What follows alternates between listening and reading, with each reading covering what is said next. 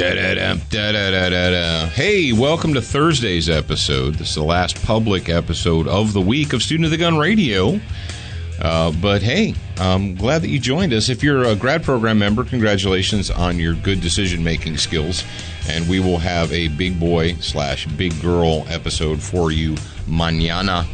That's a little Espanol for you hippies that dig it out there. Thanks for joining us. Thanks for being there. And I want to take a moment at the very beginning of this show, and I'm going to offer my sincere thanks to everybody out there in the Student of the Gun listening audience that is dedicated, that is serious, that is actually listening louder and paying attention. I know that's not everyone. I know some people tuned in because they thought I was going to talk about like 3-gun or I was going to say fantasy football. Fantasy, yeah. Yeah, some people tuned in because they thought I was going to talk about fantasy football. No, I'm pretty sure not.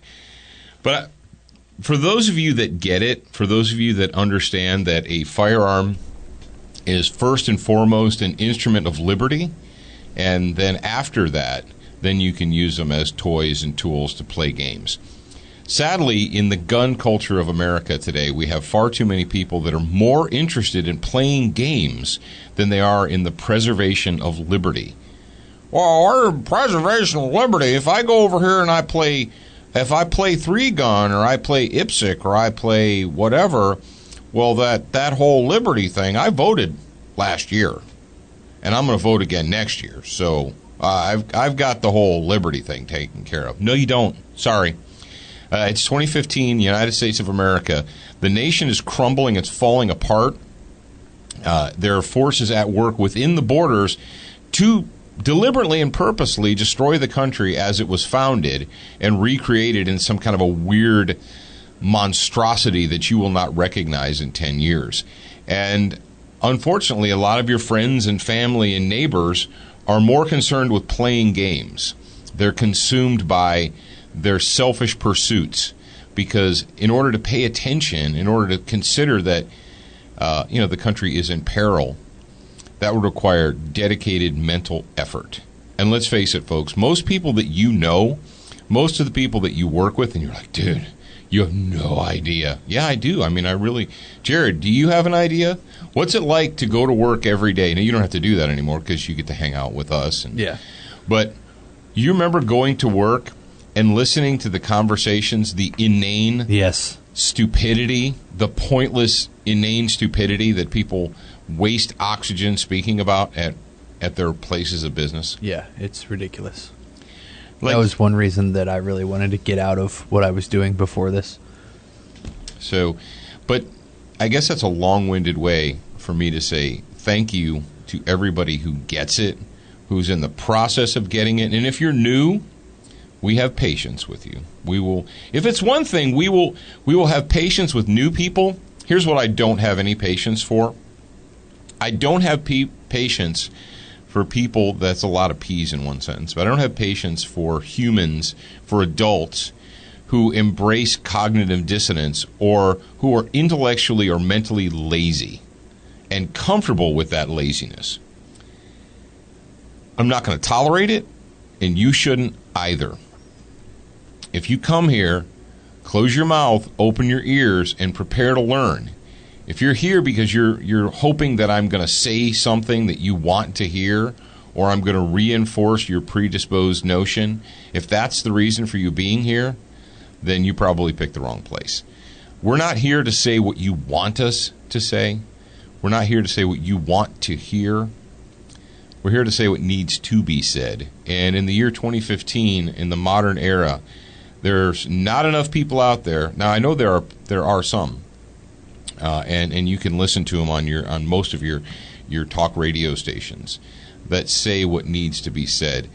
And Jared and I we are coming to you live from the Glass Case of Emotion studios at Student of the Gun University, and we've been remiss, Jared. We haven't acknowledged the Glass Case of Emotion, I don't think, all week long.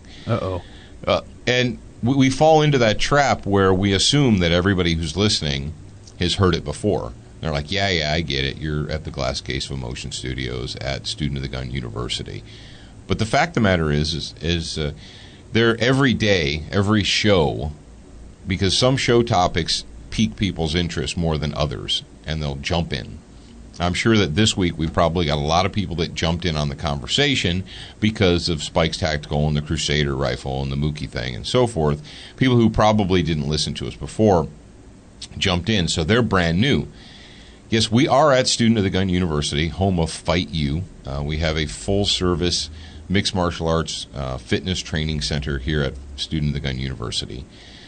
We are able to host, and we do host, firearms training classes, medical training classes, and we produce the television show and the radio show all under one roof.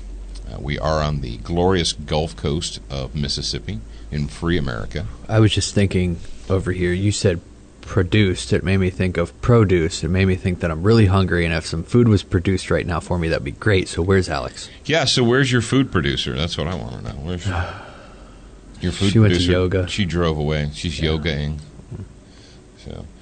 So that if you're new, welcome. There's so many ways to get your Student of the Gun fix. Hey, Johnny, how about a beer, huh? Really? Come here, you bastard. One more. You know what I like to do to her? Something I call a dirty fuzzy. Are you having fun playing with your teddy bear over there? Zach got me or he got a Ted for the studio. Yeah, the Ted. Aw. And he got it at, what, FYE? I have no idea where he got it. Probably Spencer's. No, FYE. For Your Entertainment. They're still open. Yeah, that's what he was. So they we still were have freaking like out. CDs and stuff.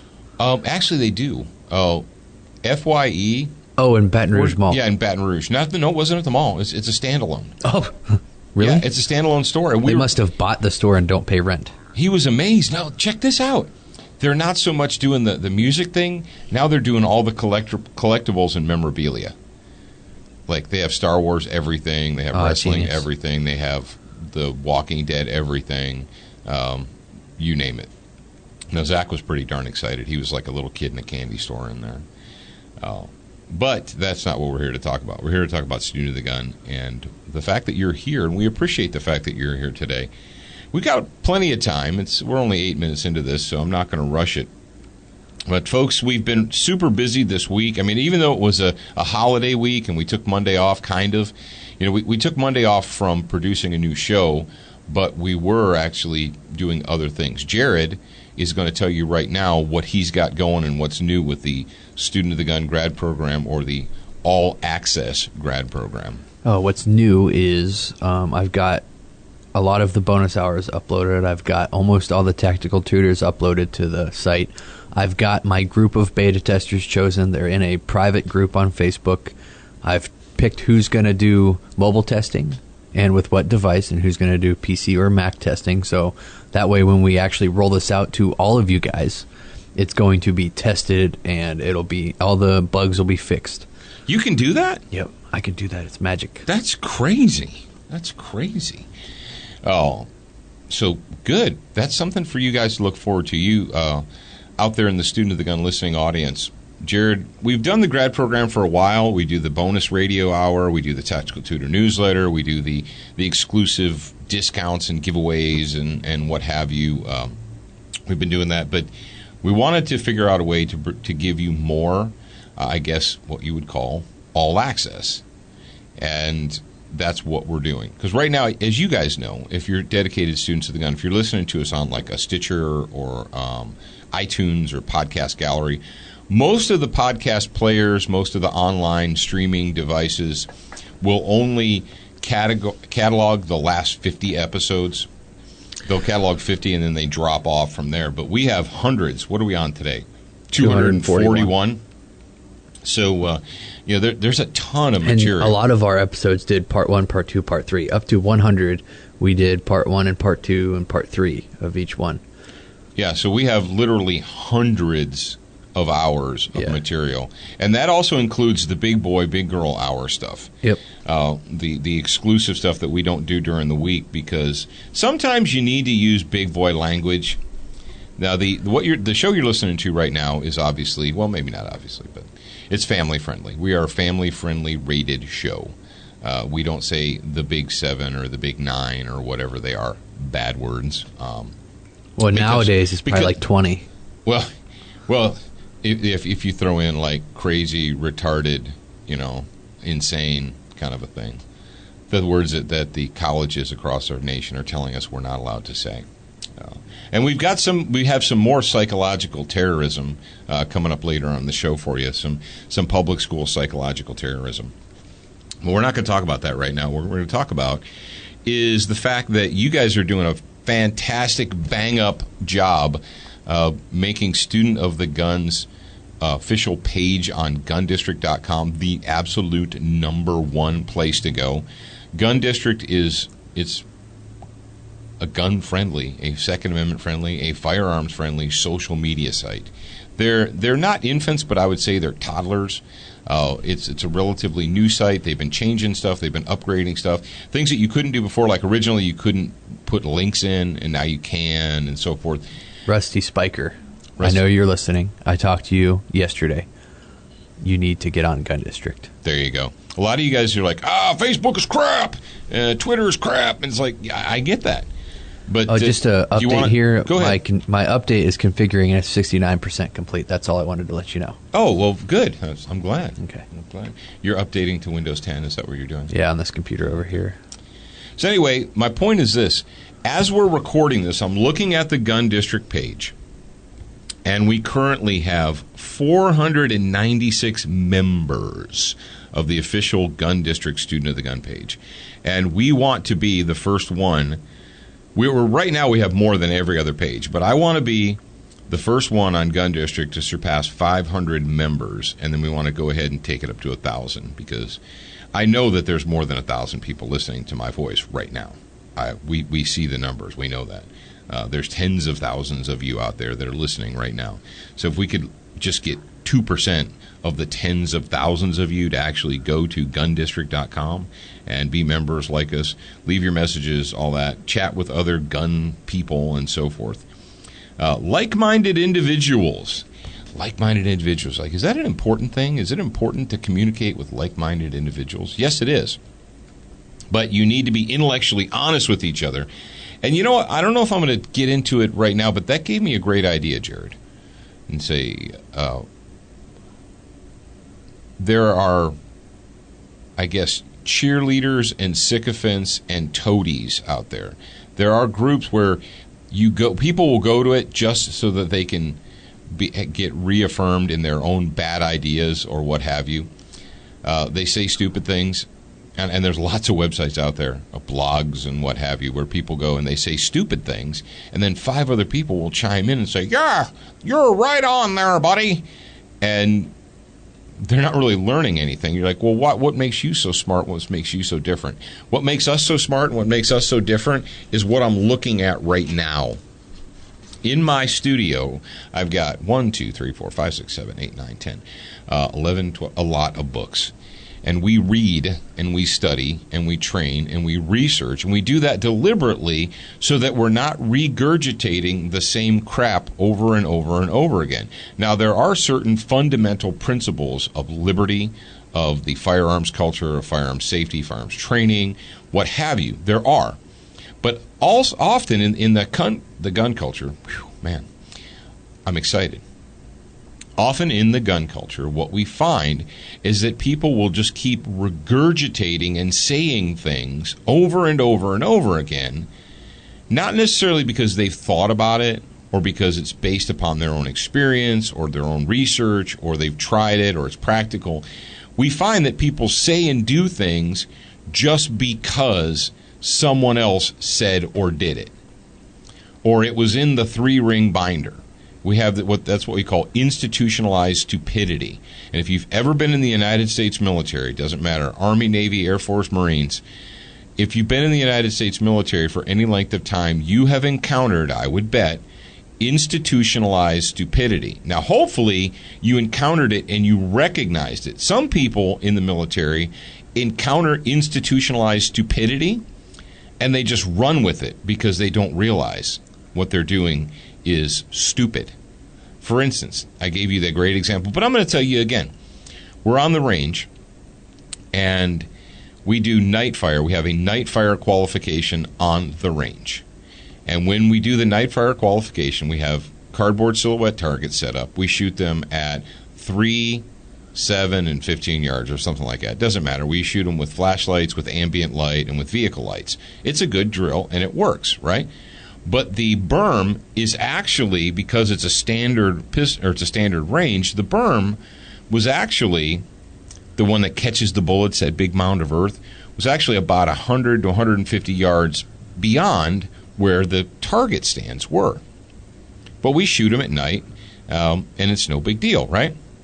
We get to the range one morning. This is a United States Navy run operated range, and it's foggy often in the wintertime here in Mississippi. January, February, you get a lot of real heavy morning fog. We get out there, we're getting ready to train, and the range safety Nazi guy comes out, and he's like, "Range is closed! Range is closed!" And so I'm like, okay, I'm a curious little frog. Excuse me, why is the range closed? "The range is closed until the fog lifts." But we can see, the targets are 3 yards away. I mean, we can see them. "It doesn't matter. You can't see the impact area. And until the fog lifts and you can see the impact area, the range is closed." So I raised my hand because I'm that guy. And I said, "We shoot here every other Thursday night in complete darkness. And we can't see the impact area when we're doing that. How is it any different?" And this is what I got. "Range policy states that derp, derp, derp, derp." Oh, so someone wrote it in the 3-ring binder. And so instead of you exercising a little bit of thought and saying, yeah, they don't see the impact area when they do night fire, so how is it any different than when there's fog in the impact area? And I said, look, dude, here's the thing. If you think that there's a creature down there or multiple creatures in the impact area that we can't see, I guarantee you once we start launching bullets, they'll leave. They'll go away. It will. I mean, do you think there are humans down there? Wow, there might be deer or something. First shot downrange, the deer will be gone. Guarantee it. What? I don't even understand. But that is the institutionalized stupidity that we encounter in the gun culture all the time. People just say and regurgitate crap without thinking about it. That's not what we're all about here.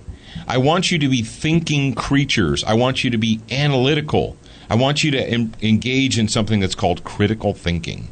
That is why we have Student of the Gun radio and television and everything else we do. All right, moving on. Thank you, Brownells, for being a sponsor of Student of the Gun radio and for stocking Duracoat. Will you like that, Jared? And speaking of which, the pictures are up now as you're hearing this.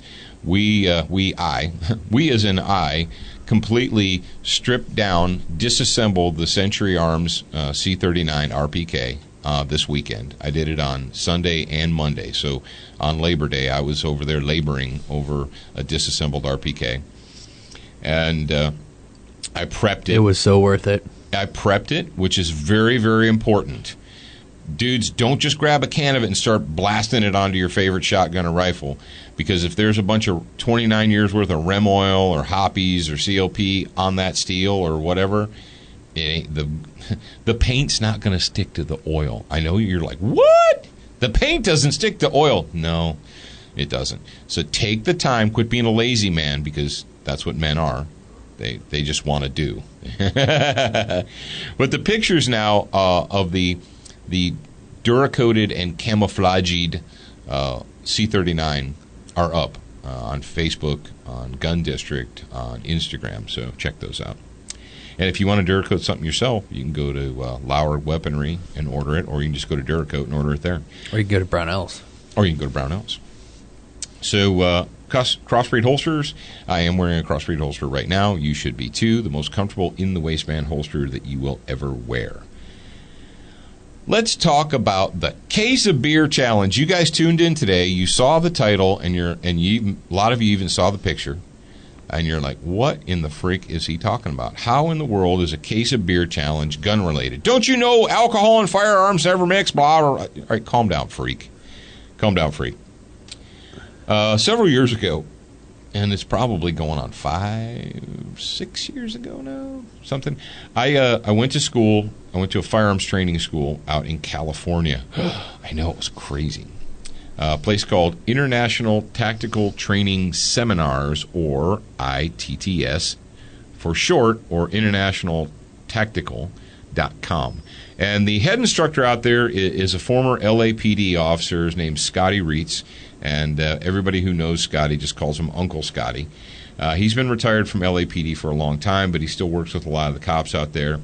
And if you happen to be stuck in the People's Republic of California and you're looking for firearms training, quality firearms training down in the southern part around Los Angeles and so forth, give them a shout. Check them out. They've got lots. They have a full schedule: a pistol, rifle, all kinds, shotgun, you name it. Check those guys out. But the reason that I put this in here, and I wanted to talk about Uncle Scotty and the Case of Beer Challenge, is this. Yesterday, I went on a little mini rant about a professional firearms tactical training ninja on video instructing someone on the range as they're shooting, and they had their super cool ninja tactical belt on and no eye protection. And I said, that's just ridiculous. It's 2015. We know, or we should know, on a live fire shooting range to protect your eyes. Now, eye and ear protection they're not universal safety rules. You're like, well, they should be, Paul. Well, no, they can't be. Because universal safety rules apply to everywhere there is a gun present, which would include in your car, in your bedroom, in the parking lot, on the range, in the den, wherever you happen to be on planet Earth with a gun attached to your body. The universal safety rules apply. And the universal safety rules also apply not just on the range, but in actual real-world application of firearms. What? I thought the universal safety rules were just when you went to a training school. No, that's why they're universal. Universal firearms safety rules apply during gunfights. There's no rules in a gunfight. I read it in Guns and Sandwiches in 1984. One of the authors said, there are no rules in a gunfight. Yes, there are. There's 4 of them. Jared, do you want me to talk about those 4, or do you think everybody gets it? I don't think everybody, obviously, not everybody gets it. There are only 4. And they apply everywhere in the known universe, regardless. There are people that think there are more than 4. So yeah, some maybe people we think should there are clarify 10, those? 12, 15, 37. Hi, I'm sorry, Paul, to break your chi there, brother, but my range, there's 48 universal safety You want to rules. do some name dropping? And no, I don't do that. Okay. And they start at the ceiling and they go all the way to the floor, and then they carry over into the bathroom wall.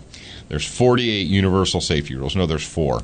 And they apply during gunfights, during gun battles, during real. You're like, how in the world can you tell me that universal safety rules apply during a gunfight?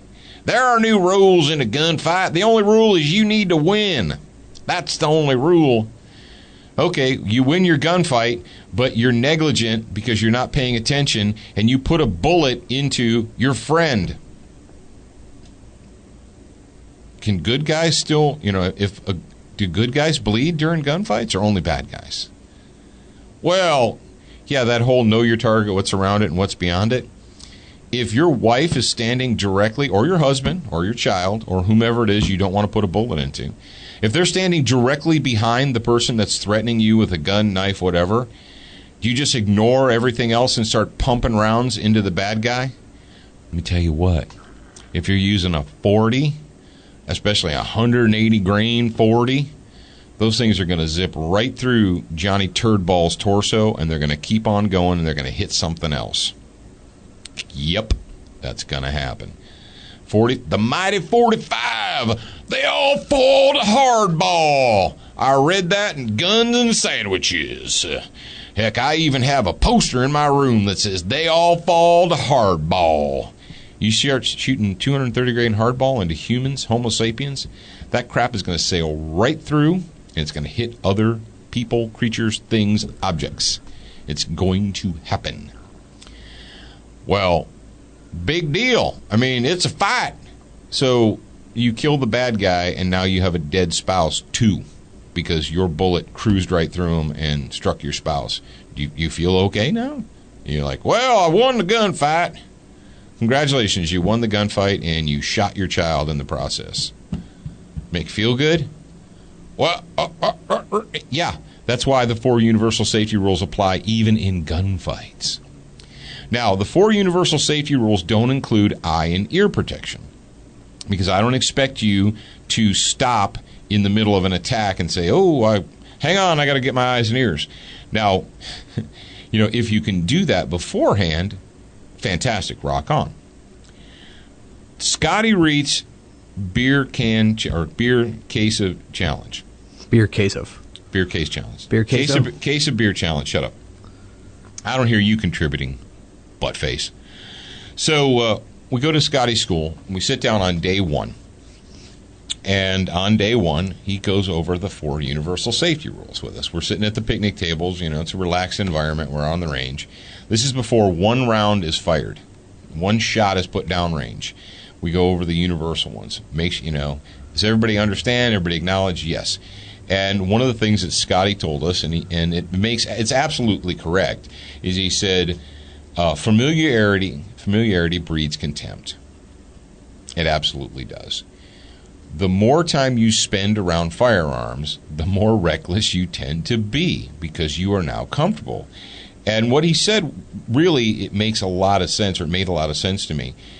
Have you ever gone to a public range and watched someone that was a brand new shooter, or watched someone instruct someone else that was a brand new shooter? That person, they pick up the gun as if it's made out of glass and they're afraid it's going to break, or it's made out of like dynamite and they're afraid it's going to explode in their hand.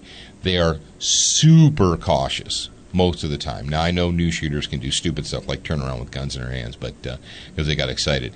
But most of the time, you'll see new shooters are very, very conscious of where the gun is pointed and so forth, because it's new to them. It's the gun shop knuckleheads that have been around guns all their lives. I've been around guns since I was 2 years old, and my pappy took me out to shoot tin cans off a stump. And they walk into the gun shop or the gun show, and they snatch up a gun. The first thing they do is lay their booger hook right on the trigger. And you say, I thought you said you've been around guns. I have. Then stop doing that, moron. So after he explained it, and after we talked about that, after we talked about the fact that the more time you spend around firearms, the more comfortable you become with them, and Scotty said that essentially, the more dangerous you become to yourself and others. Because now you're no longer, quote, afraid of it. You're no longer timid. And those people become reckless. And the only way to keep experienced gun people from falling over into that reckless category or that negligent category is peer counseling. Peer counseling and peer support. And he threw it out to us like this. This is where the case of beer challenge comes in. And he said, look, I've been around guns for 30 years, 40 years, whatever. And he said, in order for me to make sure, he said, when we're on the range, he said, I'll be demonstrating, I'll be instructing, I'll be discussing. He said, if you catch me violating one of the 4 universal safety rules, and we all know what they are because we've already talked about it, he said, I will buy you a case of beer of your choice. And I'm making this public, and there's lots of witnesses. and we none of us got a case of beer because he didn't. But that is a fantastic way to peer counsel, to keep everyone at the range honest. Do you have a group of guys? I was about to say, if you have a fire team, that's what you do. Bingo. You have a group of guys that you shoot with? A group of guys, you go to the range, what have you? Throw it out. Be the one who throws it out. And here's the thing. You want to know if people are honest or dishonest about their own abilities? Throw it out and see who balks. Oh, whoa. I don't know about. I'm not agreeing to that. Why? Because you can't follow the. Are you telling me that it's not possible for you to follow the 4 universal safety rules? And just because you break one doesn't mean you're communist and we're going to execute you. But the fact is, and you say, well, why a case of beer, Paul? Why not just a 6-pack? Because a case of beer actually takes money out of your wallet, real money. A 6-pack of Genesee Light or whatever is only going to send you back. I don't even know what Jenny Light is, $3 or something. I don't know.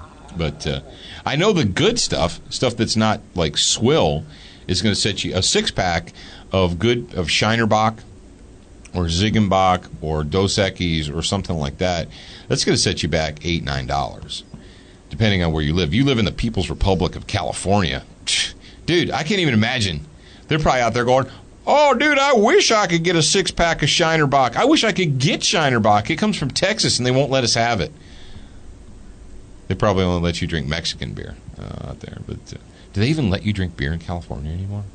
I don't know. There's probably warning. Probably like you have to have 6% or lower. There's probably warning labels all over it. Are you sure? They have to counsel you before you purchase it.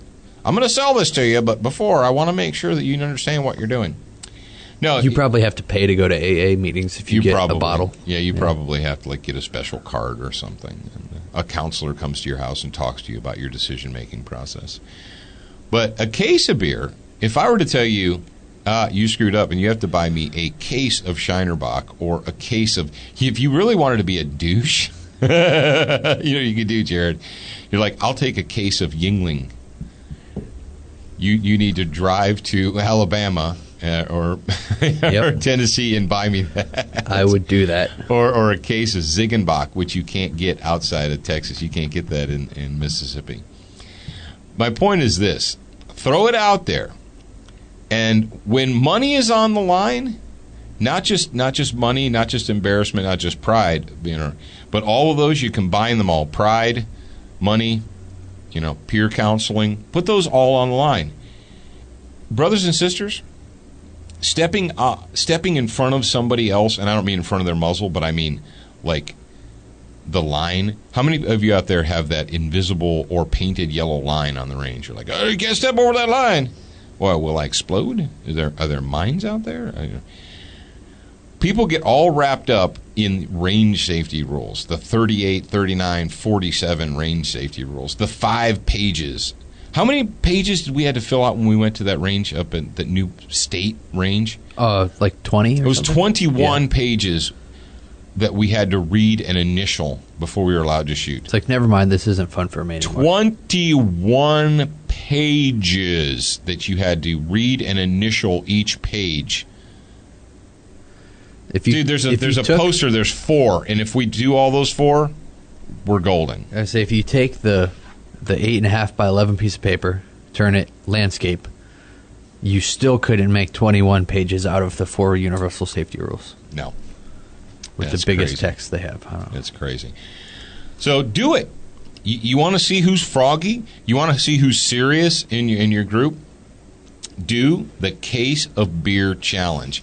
And what I'm going to throw out there to you is this. I'm talking about Scotty Reed's school, but whatever school you go to, if you go to Tactical Response, if you go to Gunsight, if you go to TDI Ohio, it doesn't matter. When you get to a school or a training course, the first thing the professional instructors should do before anyone fires around or throws a punch, whatever, is establish the emergency protocols. All right, in the event that somebody passes out, someone shoots someone starts bleeding, somebody has a heart attack in the classroom, in the event of any of that, this is what we do. And you say, well, you just call 911 and wait. Okay, great. So you just showed up at a building that you've never been to before in your life, and it's up to you to call 911 and direct the ambulance there from your mobile phone. So you call from your mobile phone, and they say, 911, what's your emergency? I think this guy's having a heart attack, send an ambulance. Where are you? I'm in Nashville. Okay, great. That narrows it down. Where in Nashville are you? What is your address? And you're like, I don't know what the address of this building is. I just came in here from New Hampshire with a New Hampshire cell phone, and So things like, what is the address of the building that we're in? I've actually gone to schools where they write it on the board. They write it on the dry erase board across the top. If you have to call 911 for whatever reason, this is where we are.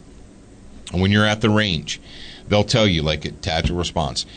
All the responders, all the first responders in Camden know where that range is.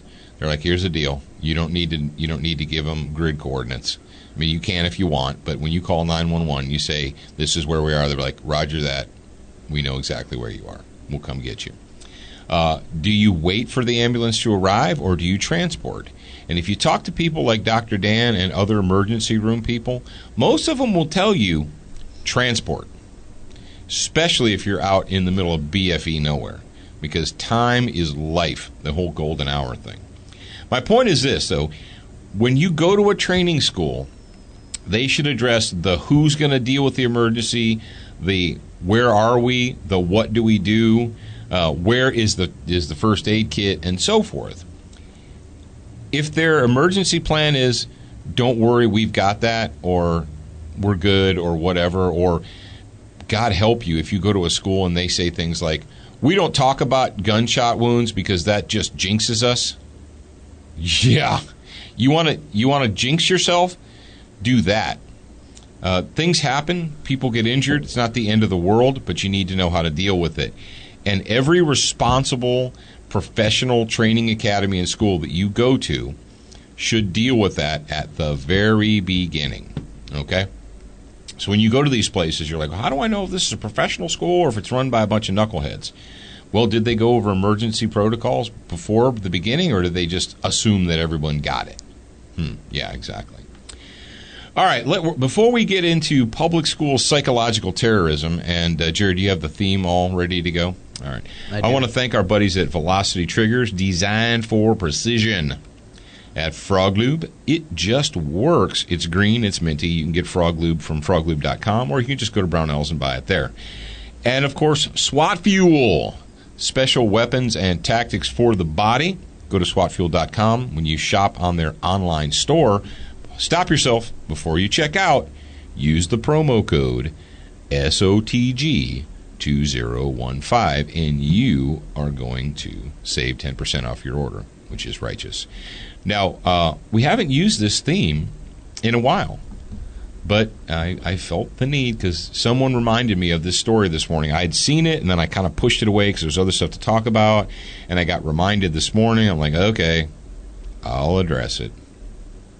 Well,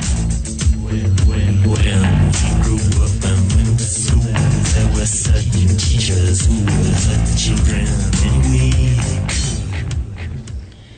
Thank you, Pink Floyd. And for all of you young crumb crunchers and kids out there who don't know what that song is, that is Another Brick in the Wall, Part 2, off of The Wall, which was not only an album, but it was a soundtrack for a movie. Listen up, hippies and kids. If, by some strange happenstance, you have not watched the movie, The Wall, Pink Floyd's The Wall, this is what you're going to need to do. You need to go to FYE and pick up the DVD and watch it. You're like, no, I'm going to watch it on Netflix. It's not on Netflix. It's not on Xbox Video. It's not on HBO. Because, you know how I know that, Jared? Because you looked? Because before I went and bought that, I searched all of those. You need to watch Pink Floyd's The Wall at least one time in your life. And you should buy it anyway. Just buy it. Watch it. You're welcome. All right, this story, and that is, of course, that is our public school psychological terrorism theme. The story comes to us from Breitbart.com. SF, not Special Forces. No. San Francisco school adds gender-neutral kindergarten bathrooms. I'm going to vomit. Dude, do you have the story open? Yeah. Did you see the verbiage that they wrote on the sign? This is psycho. This is totally inclusive. Freaking, yeah. Inclusive restroom. What in the F does that even mean? The first San Francisco elementary school to make bathrooms gender neutral has proudly removed the circles, triangles, and stick figures from the kindergarten and first grade bathrooms that delineate the difference between the sexes. That's right, because sex is male, female. There is no neutral. You're either a male or you're a female. Now, just because you grew up and became mentally confused does not change science or nature. You were either born with a hoo-hoo dilly or a cha-cha. Look between your legs and figure it out. That's what bathroom you go to. You know what? In case you're from California and you're confused. I'm looking at the sign, and it's got the handy-capable dude on it, sitting in a wheelchair, and that offends me because it makes it look like it's a dude with a big butt. And that is calling people fat, and that's offensive. Well, they need to change I like that. big butts, and I'm not going to Not on dudes. I'm not going to lie about it. Well, you might, but I don't. Oh, okay. I see how you're going to be there. You're going to go that way? Oh, Breitbart.com. Breitbart.com, do you know how much I love you? I do. Do you know how much I hate your stupid new pop-up ads, Breitbart.com? I really don't like that. You know what it is? If you scroll over any of the edge part, the election 2016 or whatever their current thing is, you get a pop-up ad. I don't get that. I think your computer is not protected from pop-up ads. All right, here we go. Principal Sam Bass, which is a man's name unless you live in California, of Miraloma Elementary, said the change at the beginning of the school year was prompted by the needs of, get this, by the needs of 6 to 8 students who are outside calling themselves boys or girls, according to the San Francisco Chronicle. Bathrooms for children other than first grade will be altered in the coming years, even outside bathrooms with multiple stalls. Bass told the Chronicle, there's no need to make them gender-specific anymore. Adding one parent said, so you're just making it like it is at home. You're such homos. In January 2013, California passed a law requiring public K-12 schools to allow transgender students to pick whichever restroom they want. Blah, blah, blah, blah, blah, blah, blah. Okay, 6 to 8 students. Guess how many students are at this school? The story that I heard this morning on the radio said that this school, Freudian, has 800 students. So because 6 to 8 little psychopaths with psychopathic parents who have confused them, how does a 6-year-old have a gender identity crisis? Do you know how a 6-year-old has a gender identity crisis? Because they are being raised by lunatics. Yes, you want to talk about child abuse? If you have a 6-year-old that has a gender identity crisis, that is child abuse. You are a lunatic, and you should not be allowed to raise children. You are a psychopath. So these psychos in San Francisco have decided that 5 and 6-year-olds, that's kindergarten, first grade, that there are, according to the story, 6 to 8 young people who are either in kindergarten or first grade, and they don't identify. They don't self-identify as boys or girls. Have we absolutely lost our collective minds in the United States of America?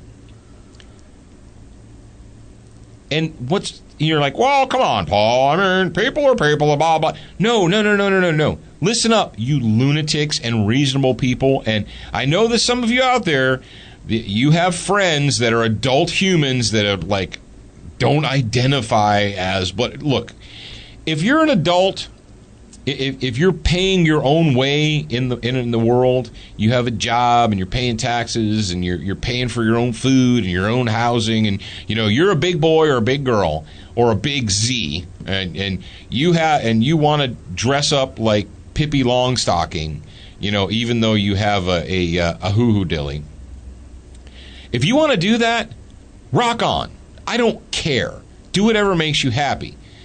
But this psychosis, this child abuse, of confusing 5-year-olds to the point that they don't know what their gender identity is psychotic. You're like, well, what's the big deal? What are we doing to our children? We're creating an entire generation of mental incompetence. No, that's not true at all. Yes, it is. When you have a child that can't even recognize or acknowledge the fact that it either has twigs and berries or is split in the middle, and that makes them a boy or a girl, when you have destroyed the foundation, the very foundation, everything else is a wash. How do you expect a kid to get through life if they can't even figure out whether they're a boy or a girl? That kid is so mentally screwed up. And you're like, well, why do you care? Because that's the future of the nation. Because these mentally screwed up mongoloid type people become voters. They become the perfect victim and tax slave. They become perfect victims.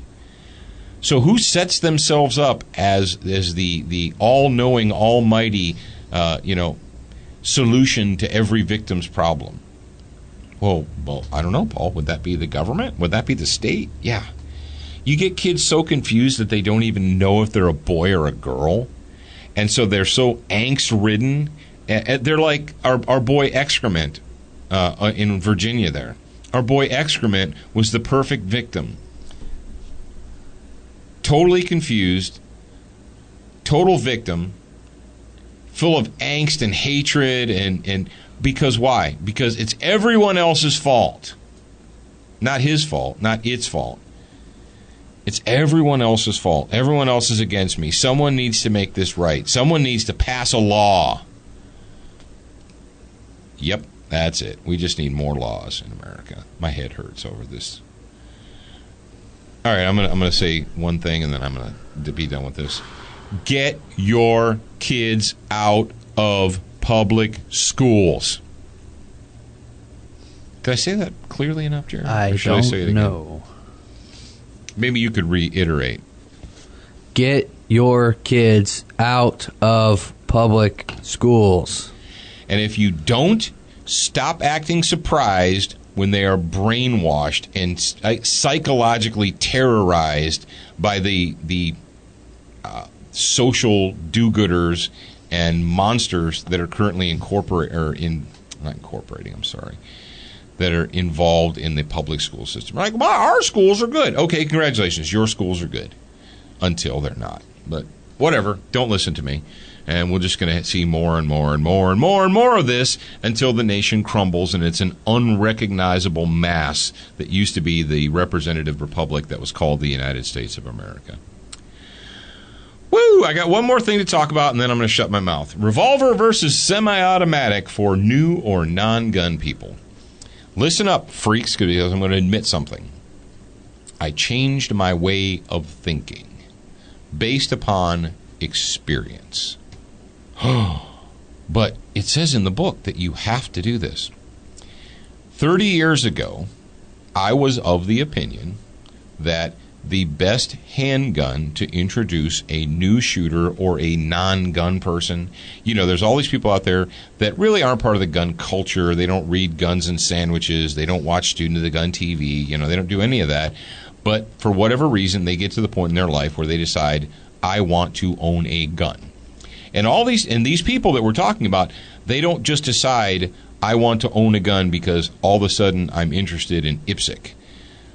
The vast, vast majority of non-gun culture people that go out and buy guns, they're either, they're like Excrement, because they're full of angst and they're going to go hurt someone. But most of them they want a gun for self-protection.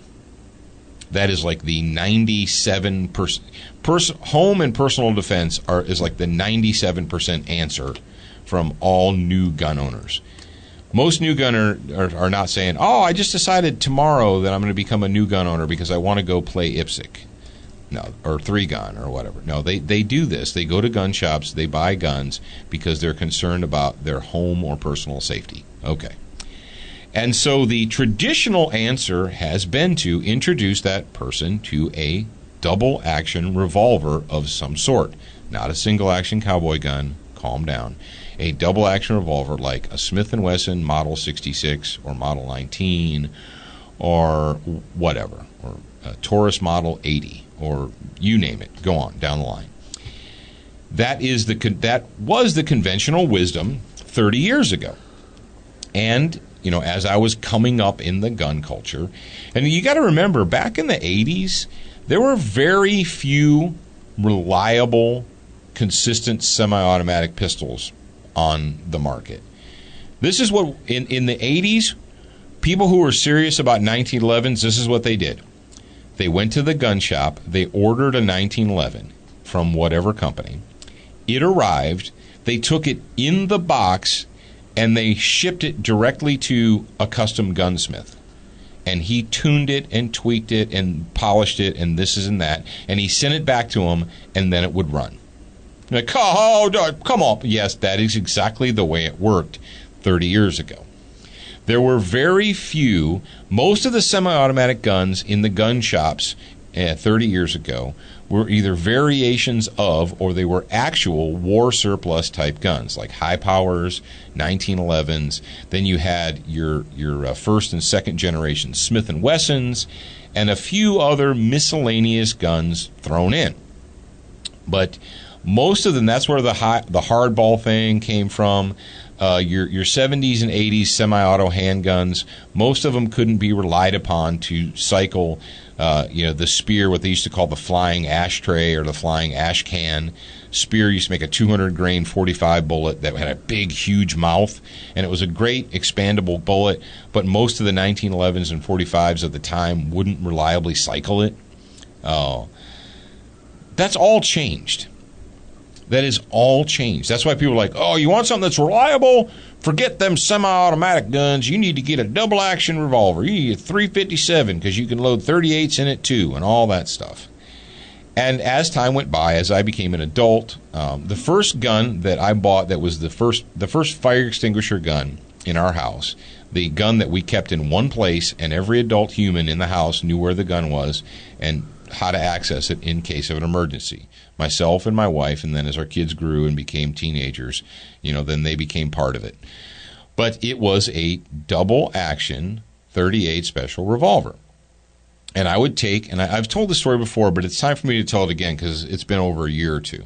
I would take my wife and then my teenagers, Jared, and then when Paxton became a teenager and so forth, take them all to the range, and I would bring the fire extinguisher gun. I would bring the 38 special double action revolver.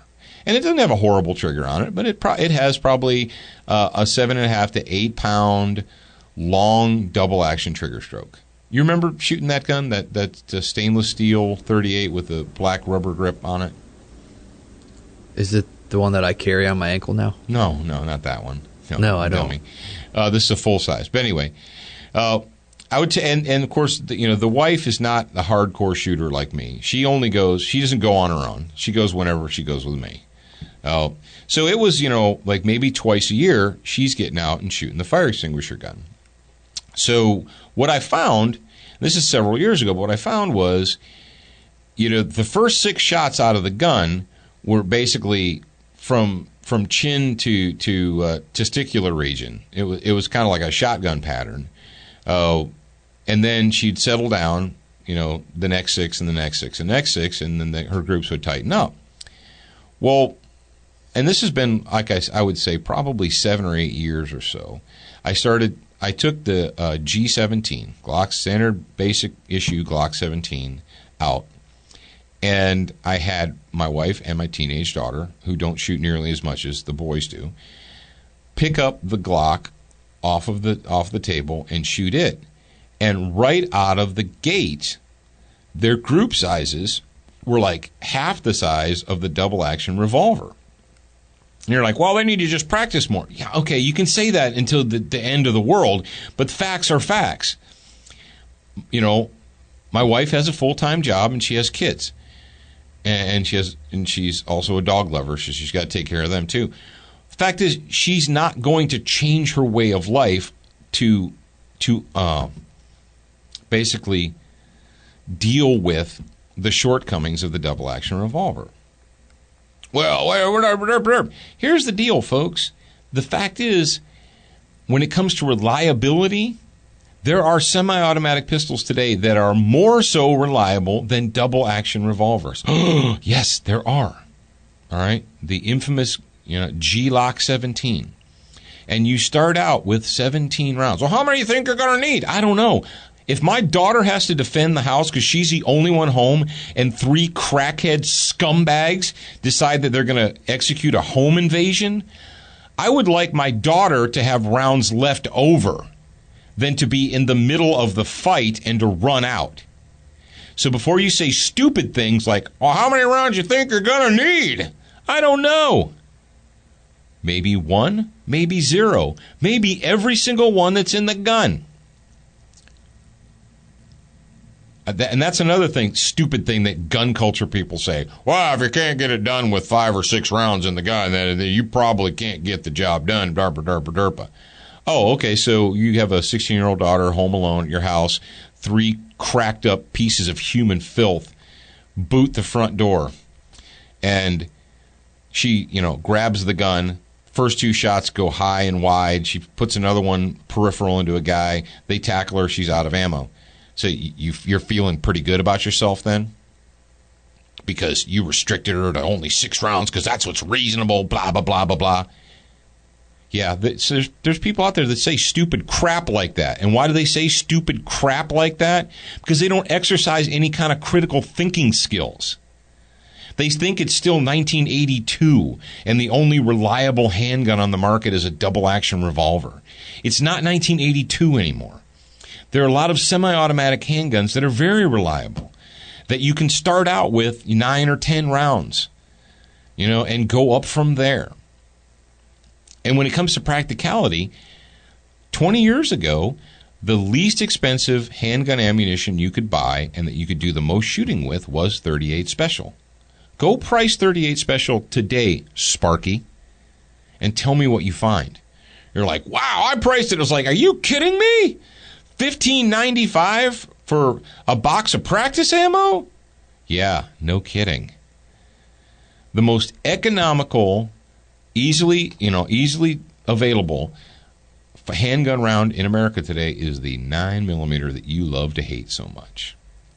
So, folks, when it comes to new non-gun people, the whole it's better to have a revolver, I used to think that. 20, 30 years ago, that was my mindset. And about 7, 8, 9 years ago, I changed. And yeah, we still have, I still have the old revolver fire extinguisher gun, but I substituted that for a standard issue G17. That is the primary fire extinguisher gun for all the responsible adults in the house. There is a gun that everyone knows where it is and how to get to it. Now, of course, all the males always have guns attached to them. The females refuse to carry guns all the time. I can't change them. But there's always a gun within reach. So think about that for a second. Don't be one of these knuckleheads that just regurgitates crap over and over again because you read it in Guns and Sandwiches in 1987. You need to think. You need to, expand your horizons. You need to be, Jared, there was this thing that somebody came up with regarding keeping up with the times and advancing and like using your brain. I think it was something like, you're a beginner once, but you should indeed be a student for life.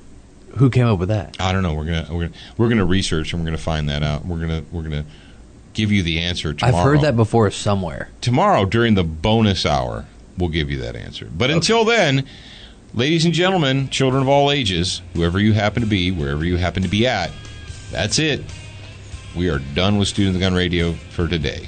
And for the public listeners, all of you freeloaders out there, Here they go. Here comes the letters. Here comes the emails. We will talk to you guys on Monday. All you grad program hippies, we will talk to you mañana. Peace out, hippies.